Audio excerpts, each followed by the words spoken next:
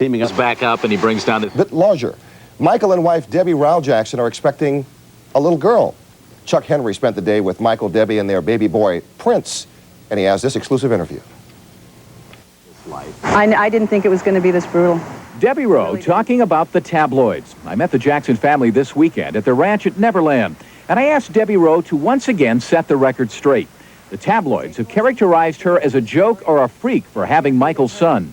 It's very hurtful, even if it's a lie. And I don't care what the Inquirer says. They're not truthful. They don't go for the facts. They go for the sensationalism. They go for the story.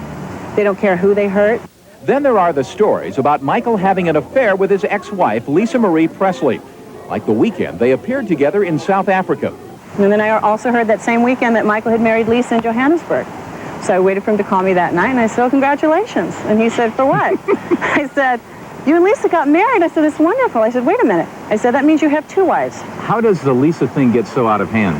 I'm not sure if it's, they want to think that Michael's out having an affair, that he's not capable of having a friendship, you know, that maybe with most people that you can't have a friendship or relationship with an ex-wife or a friend of the opposite sex because all of a sudden you're sleeping together. You never worry about things like fidelity, no, cheating on you, anything like that? No. No, we have great communication. It's totally by my approval. They have a relationship. And what people don't understand is that his relationship with her is separate from his relationship with me. They're friends. They're very good friends. And I would never tell him, "Oh, you can't see your friends." He would never tell me I can't see my friends. I am so glad that they have a relationship together. I'm glad to see them together. They have a lot in common. Now, there's nothing that Michael could do that would humiliate me. Nothing.